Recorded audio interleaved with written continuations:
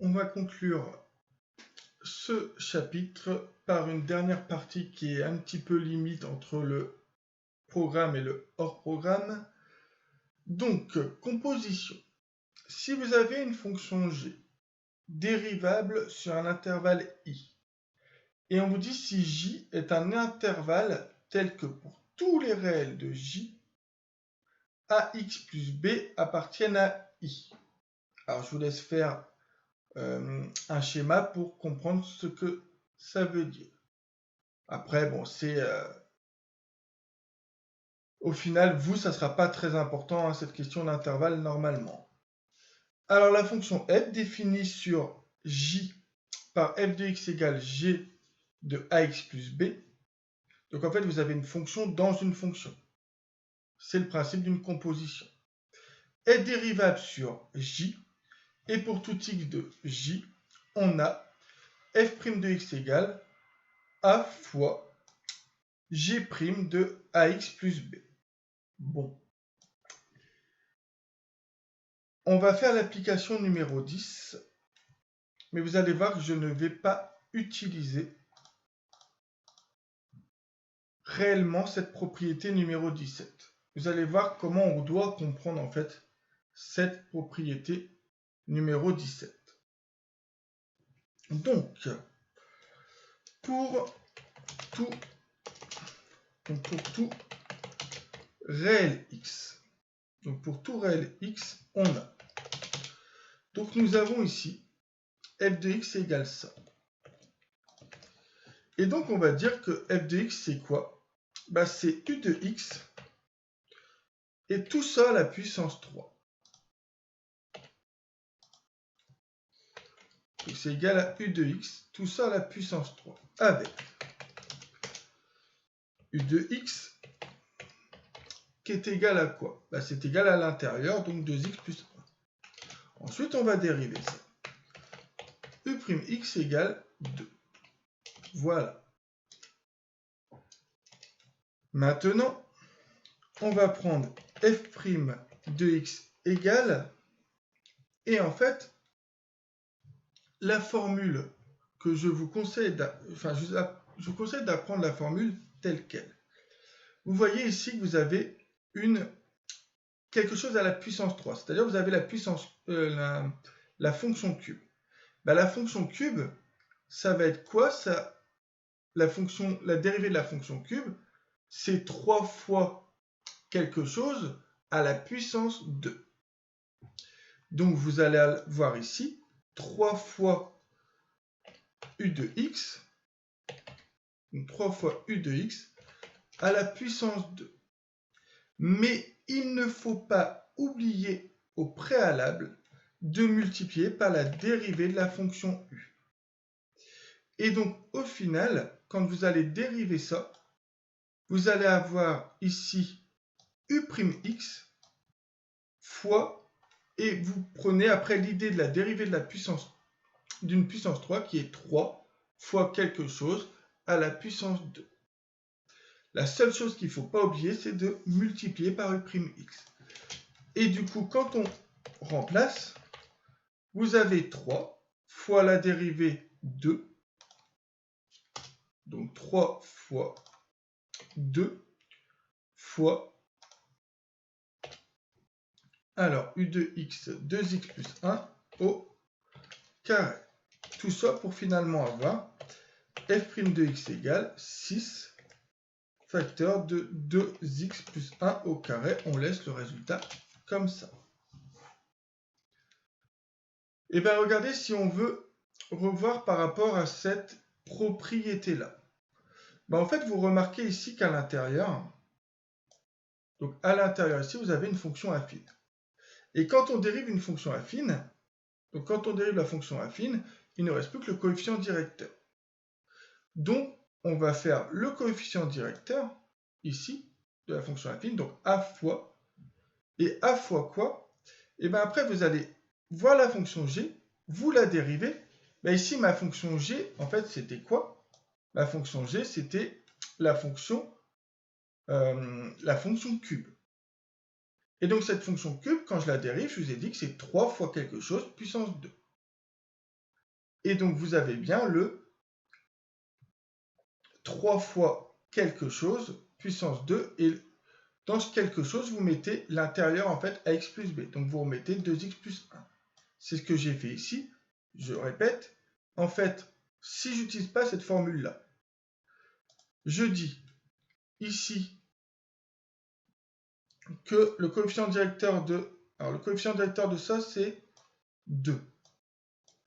Ensuite, quand je dérive une fonction cube, j'ai le 3 qui descend, et là qui devient puissance 2. Et je mets l'intérieur ici. C'est ce que signifie ça. Et je trouve que, honnêtement, à comprendre, c'est loin d'être facile. Alors qu'en fait, je vous dis, la formule précédente est un cas particulier d'une formule plus générale. Et cette formule plus générale, je la trouve bien plus claire. Après, vous pensez ce que vous voulez. Si g est une fonction dérivable sur un intervalle i, et si j est un intervalle tel que pour tout réel x de j, u de x appartient à i, alors la fonction f définie sur j par f de x égale g de u de x, donc une fonction quelconque cette fois, et puis une fonction affine, une fonction quelconque dans la fonction g, est dérivable sur j, et pour tout x de j, on a cette formule-là. Dans la propriété 17, en fait, u, c'était donc la fonction affine, donc définie par u de x égale à x plus b, et quand vous dérivez ça, vous avez a. C'est ce que je vous ai expliqué tout à l'heure. Vous allez voir concrètement ce que ça va redonner avec un autre exemple. On peut, grâce à cette formule, trouver les dérivés des fonctions u puissance n. Puisque je vous ai dit, quand on dérive, donc maintenant quand on dérive, une composition, donc quand on dérive une composition, on n'oublie pas qu'il y a toujours la dérivée. Fois, et bien quand vous dérivez une puissance n, ça fait le n qui descend. Ce u-là qu'on retrouve ici, puissance n-1. La seule chose qu'il ne faut pas oublier, c'est de multiplier par la dérivée de la fonction.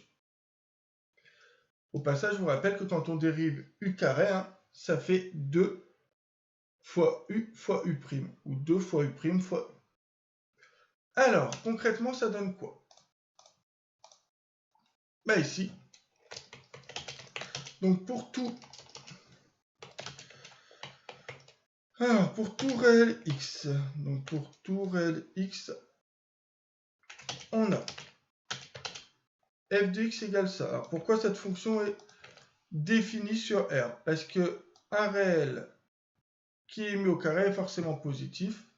Donc, et puis quand vous rajoutez 5, ça reste positif. Donc on a ça. On va dire que ça, c'est égal à racine carrée de u de x.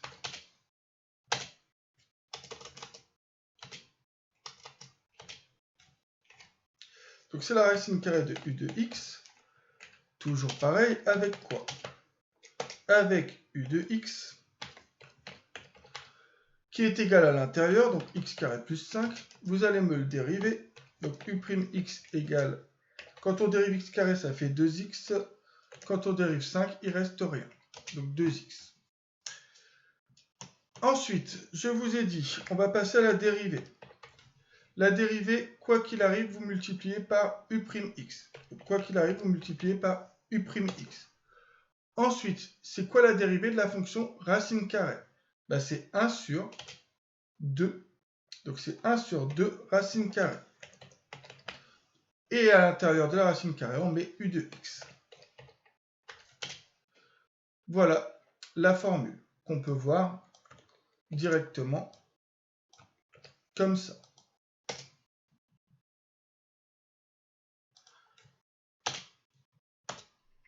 Et maintenant, et donc ça marche pour n'importe quelle composition de fonction, ce que je viens de faire. F' de x égale, donc u'x c'est 2x, donc 2x sur 2 racine carrée, donc 2 racines carrées de ça. Et si on veut, on simplifie par 2. Et ça fait x sur racine carrée de x carré plus 5. au passage, on vient de montrer que, enfin, on vient de montrer, non, on peut remarquer sans le prouver, hein, on peut remarquer que quand on dérive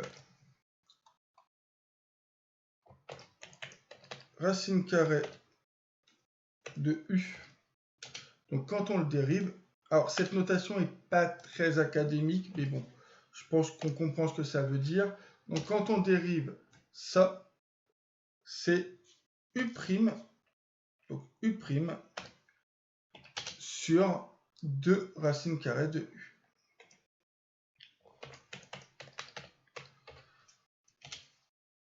Donc voilà. Donc au passage, ça vous donne une nouvelle formule qui peut être utile à apprendre. Mais à la rigueur, hein, si vous ne voulez pas l'apprendre, vous faites cette méthode hein, où je vous dis, vous prenez l'intérieur, vous la dérivez. La fonction dérivée, c'est toujours égal quand on a une composition à U', donc U'x fois la dérivée de la racine carrée qui est 1 sur 2 racines carrées de quelque chose, et ce quelque chose qui nous intéresse ici, c'est U de x. Voilà, c'est ainsi que se conclut ce chapitre sur les fonctions dérivées et leurs opérations.